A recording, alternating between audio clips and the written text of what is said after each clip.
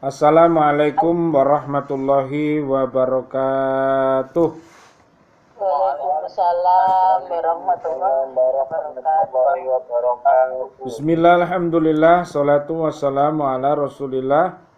Asyhadu an la ilaha illallah wa asyhadu anna muhammadar rasulullah. Allahumma salli wa sallim ala sayyidina Muhammad wa ala alihi wa ashabihi wa man tabi'ahum bi ihsan ila yaumiddin. Alhamdulillah, pada malam hari ini kita bisa bertemu kembali BCA Islamic Center Surabaya. Kita tadi sudah bertadarus, bertartil Al-Quran. Saatnya kita untuk memahami kandungan Al-Quran, dan mari kita berupaya untuk mengamalkan dan mendakwahkannya. Mudah-mudahan diri kita selamat dunia akhirat, keluarga besar kita, dan juga umat yang ada di bumi ini.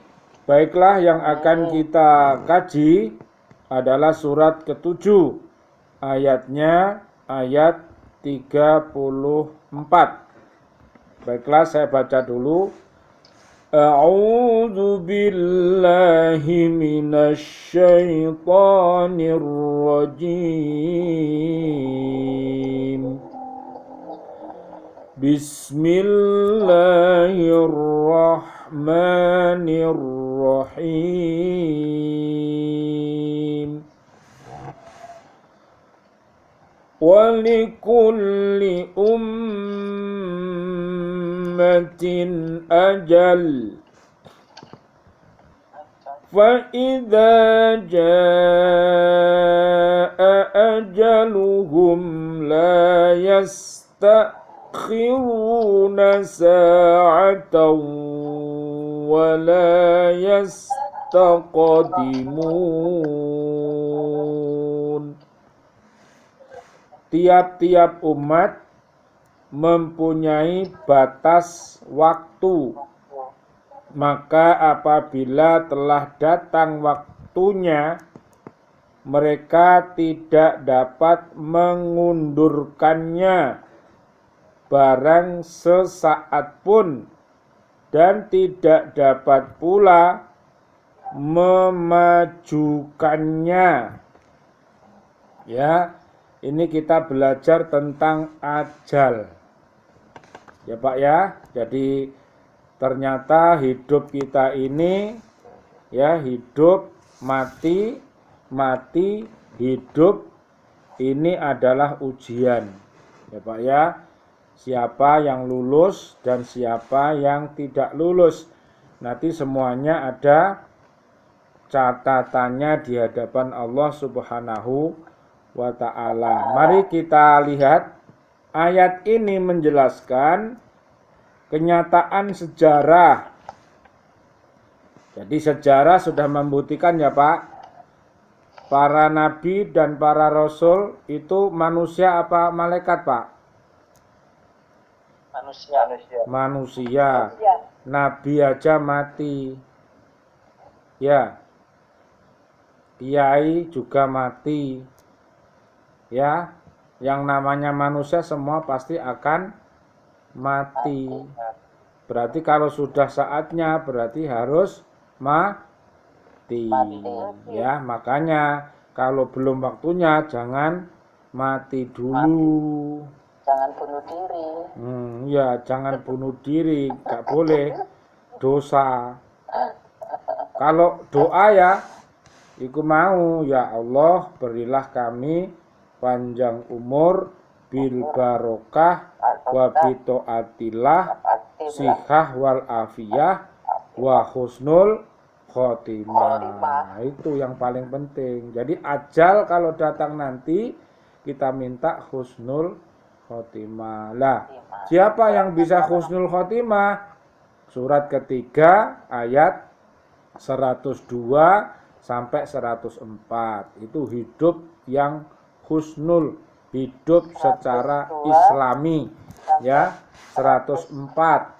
Ya, yang husnul khotimahnya Al-Fajr 27 sampai 30. Ya, jadi nanti sampean lihat sendiri. Ya.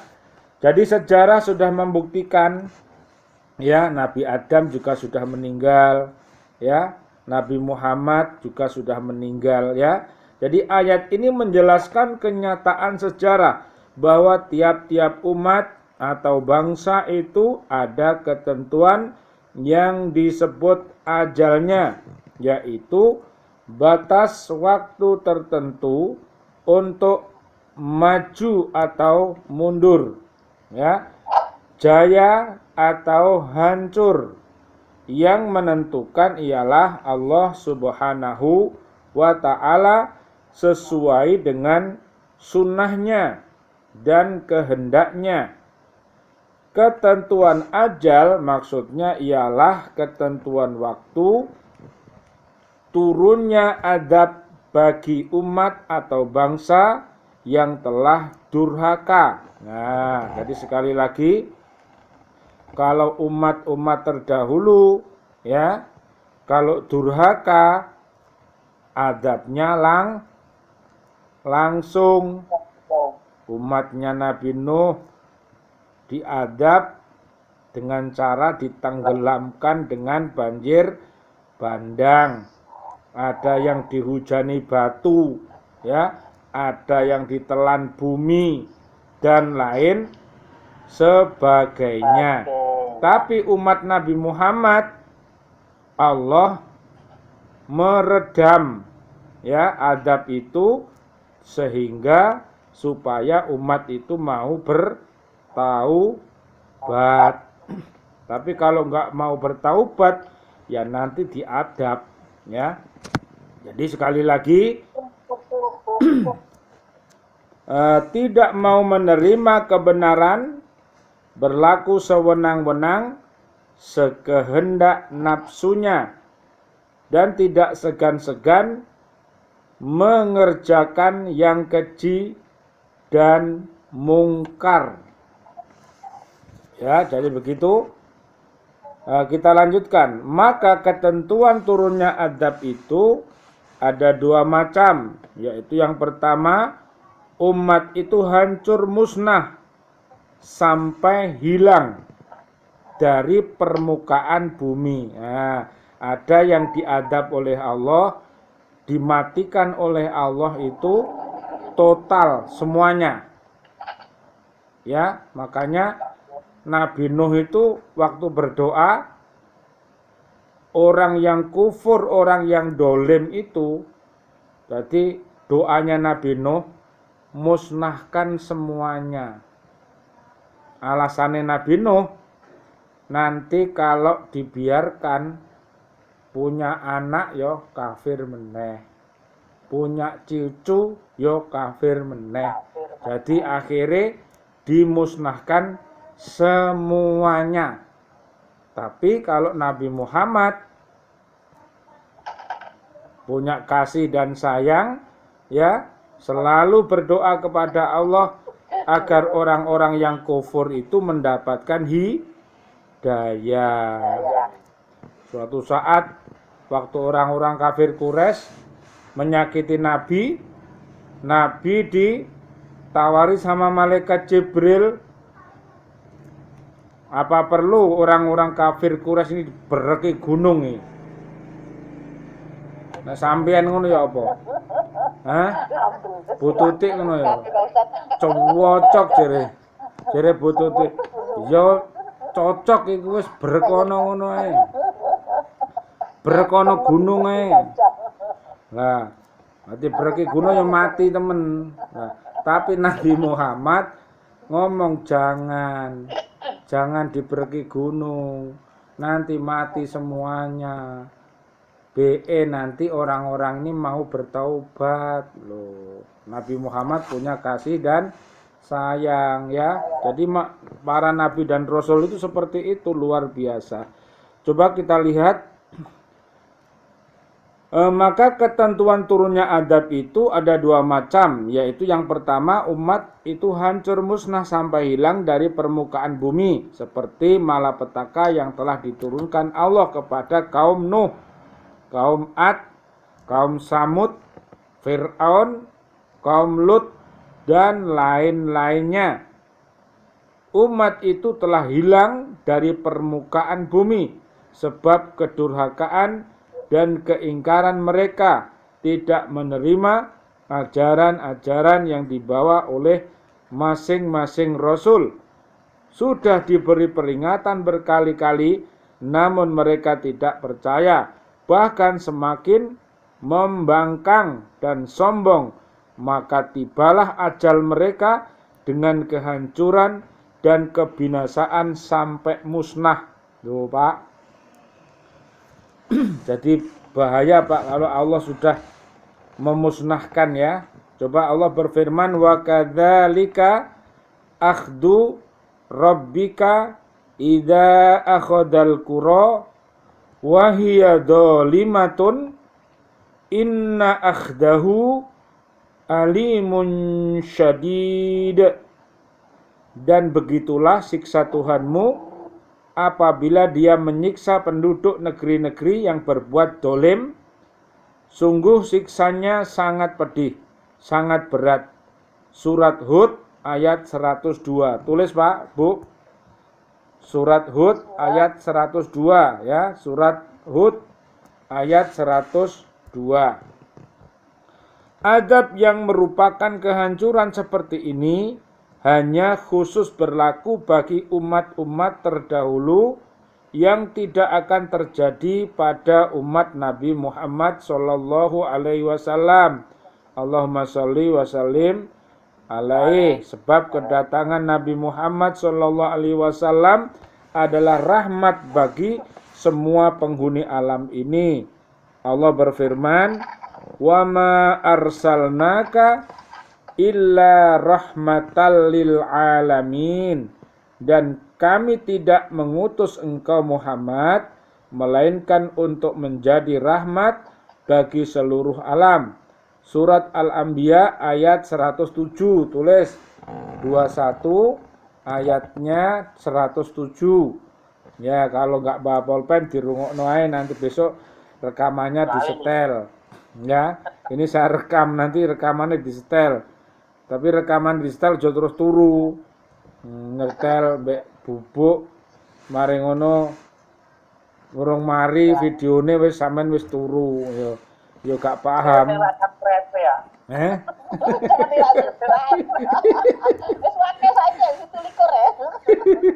Baik, kita lanjutkan. Ketentuan kedua, umat itu menjadi hina, miskin, bodoh, dijajah dan lain-lain. Allah menurunkan adab bukan untuk menghancurkan, tapi umat itu hilang kebesarannya atau kemuliaannya, jatuh menjadi umat yang hina dina, tidak ada harga dan kemuliaan lagi. Loh. Jadi kalau bisa ya jadilah umat yang terhormat, ya, jangan sampai menjadi umat yang terhina. Kenyataan sejarah sudah banyak menunjukkan bahwa umat yang pada mulanya jaya dan terhormat, tapi akhirnya menjadi hina dan melarat, sebab mereka berfoya-foya, menghambur-hamburkan harta kekayaan untuk maksiat, berlaku sewenang-wenang, berbuat aniaya sesama manusia, menghabiskan harta umat dengan cara yang tidak benar, baik dengan korupsi, tahu Pak? Korupsi, menipu, dan lain sebagainya. Penyakit syirik merebak dengan suburnya. Di samping menyembah Allah, mereka juga menyembah iblis. Ya, maka datanglah ajal umat atau bangsa itu, mereka menjadi umat yang lemah dan hina di mata manusia. Kedatangan adab tidak dapat ditangguhkan walaupun sesaat, dan tidak pula dapat dimajukan. Tidak seorang pun yang tahu saat datangnya adab itu, apakah di waktu malam ataukah di waktu siang. Kadang-kadang datangnya dengan tiba-tiba di saat umat sedang lengah, sedang lupa daratan, sedang lupa lautan. Berarti sedang apa ini Pak? Lupa ya, lupa ngono kalau Pak. Lupa. Ya, sedang bersenang-senang, turunlah adab Allah dengan sekonyong-konyong. Seandainya diketahui kapan ajal itu akan datang, tentu mereka minta ditangguhkan dan mereka segera memperbaiki kesalahan-kesalahan mereka dan meninggalkan perbuatan keji dan dosa dan lain-lainnya. Terakhir, datangnya ajal secara tiba-tiba itu memberikan pengertian bahwa Allah Maha Kuasa dan tidak bisa dihalangi dan ditandingi oleh kekuasaan manusia. Akhirnya umat itu menyesal, namun penyesalan itu tidak berguna. Jadi penyesalan kalau di belakang tidak berguna. Jadi ajal tadi ternyata bahasanya panjang Pak. Tak kira mau ajal-ajal mati-mati ngono kuwi. Mati-mati biasa. Ternyata ini bahasanya lebih dalam ini. Ya. Jadi ternyata ada umat-umat yang ajalnya itu ya dihancurkan, musnah semuanya. Terus yang kedua, ternyata ada umat itu yang diambil kekuatannya ya. Dulu kaya raya ya. Sekarang miskin papa. Ya. Ya karena apa? Ternyata tadi karena kantonge bolong. Oh, kantongnya bolong mau. Ya, mudah-mudahan ya ngaji kita ini di BCA Islamic Center ini mampu untuk menambal kebolongan-kebolongan yang ada di bumi ini. Mudah-mudahan Allah senantiasa memberikan kekuatan kepada orang-orang yang beriman takwa dan orang-orang yang hatinya masih sakit, yang masih dusta, yang masih ingkar janji, yang masih berkhianat. Mudah-mudahan Allah memberikan hidayah taubatan nasuha. Umat yang hatinya mati, mudah-mudahan Allah menghidupkannya dengan cara asyhadu alla ilaha illallah wa asyhadu anna muhammadar rasulullah. Hari ini yang dapat saya sampaikan cukup sampai di sini dulu. Surat ke-7 ayat 34. Mudah-mudahan bermanfaat. Amin amin ya rabbal alamin. Subhanakallahumma wa bihamdika asyhadu alla ilaha illa anta astaghfiruka wa atubu ilaik. Asyhadu alla ilaha illallah wahdahu la syarikalah wa asyhadu anna muhammadan abduhu wa rasuluh. Allahumma ja'alni minat tawabina waj'alni minal mutatahhirina waj'alni min ibadikas solihin. Ya Allah, jadikan kami orang-orang yang senantiasa bertaubat. Ya Allah, jadikan kami orang yang senantiasa membersihkan diri. Ya Allah, jadikan kami dan keluarga besar kami serta ummah ini orang yang soleh dan solihah. Ya Allah, hindarkan kami dari malapetaka bumi kami ini. Ya Allah, hindarkan bumi Indonesia, bumi Makkatul Mukarramah, bumi Madinah, dan seluruhnya. Ya Allah, hindarkan dari corona.